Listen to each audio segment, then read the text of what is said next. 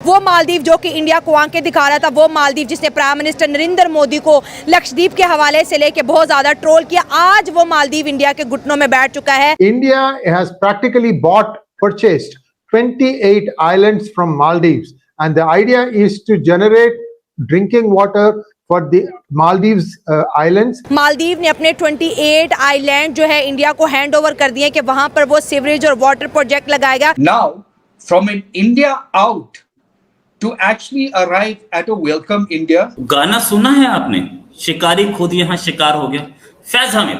अब तक की सबसे बड़ी खबर, जनरल फैज हमीद साबिक डीजी ISI, उन्हें गिरफ्तार कर लिया गया है, उन्हें हिरासत में ले लिया गया है। पाकिस्तान आर्मी एक्ट के तहत जो साबिक 3 स्टार जनरल और डीजी ISI को जो है वो गिरफ्तार कर लिया गया है, बिकॉज उन्होंने एक हाउसिंग सोसाइटी के मालिक के घर में रेड करवाया। अगर 28 आइलैंड इंडिया को मालदीव गिफ्ट कर रहे तो सर ये उसके लिए समझ लें कि आटे में नमक के बराबर है। उसके पास तो है ही, उसके पास तो है ही यही सब ना। President Muizu prefers to eat dal chawal over Hakka noodles.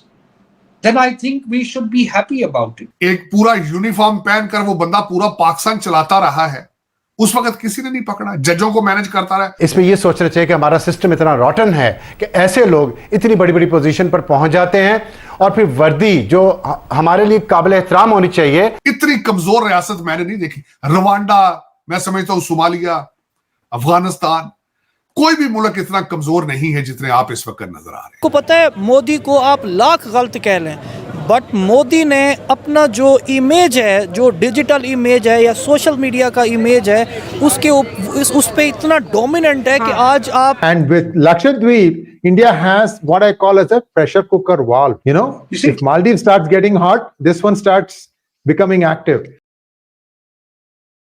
नमस्कार दोस्तों, कहते हैं ना गली का कुत्ता जब ज्यादा लालची और जहरीला हो जाए तो उन्हें रोटी के 2 टुकड़े और ज्यादा देना चाहिए। वैसा ही कुछ भारत अब मालदीव्स के साथ कर रहा है। रिसेंटली मालदीव्स ने भारत को अपने 28 आइलैंड्स हैंडओवर कर दिए हैं for the water sewage treatment project. ये न्यूज खुद मालदीव्स के प्रेसिडेंट मोहम्मद मुइजू ने बताई है और ये मालदीव्स में भारत का आज तक का सबसे बड़ा इंडियन फंडेड प्रोजेक्ट है, जिसकी टोटल कॉस्ट लगभग 923 करोड़ रुपए है।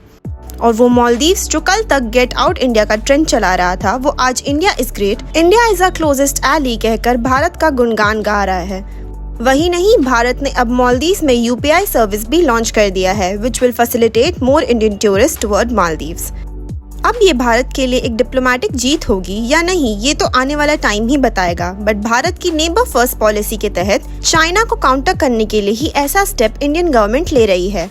इसी टॉपिक पर चलिए आगे पाकिस्तानी मीडिया का रिएक्शन देखते हैं। वीडियो को लाइक और चैनल को सब्सक्राइब कर लें। वो मालदीव जो कि इंडिया को आंखें दिखा रहा था, वो मालदीव जिसने प्राइम मिनिस्टर नरेंद्र मोदी को लक्षद्वीप के हवाले से लेके बहुत ज्यादा ट्रोल किया, आज वो मालदीव इंडिया के घुटनों में बैठ चुका है।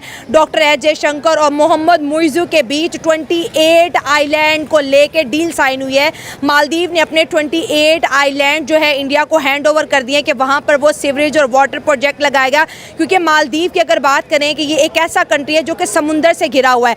आज मालदीव को ये मालूम हो चुका है कि चाइना कभी भी उसका वेलफेयर नहीं हो सकता और वो दोबारा से इंडिया के कदमों में बैठ गया है। बहुत बड़ी डेवलपमेंट, और आप देख ले कि किस तरह से इंडिया पूरी दुनिया को अपने साथ जो है समेटता चला जा रहा है, सुई में कहते हैं ना एक मोती के दाने की तरह परोता चला जा रहा है। बेसिकली आप देखें कि टूरिज्म को देखें ना, कितने चाइनीज वहाँ मालदीव में जाते हैं, वहाँ पर जाके वो उल्टे लेट के चैप्टर पढ़ते हैं, नहाते धोते हैं और वो इंजॉय करते हैं, नहीं ना। लेकिन हम अगर मालदीव में देखें कि इसी एशियन कंट्रीज को अगर देखें तो पाकिस्तानी और इंडियन ये बड़ी तादाद में जाते हैं। और अगर हम इंडिया की पॉपुलेशन को देखें और उनकी इकोनॉमी को देखें और उनकी इमर्जिंग इकोनॉमी को देखें, इमर्जिंग टेक्नोलॉजी को देखें, तो ये एक गिव एंड टेक का सौदा है।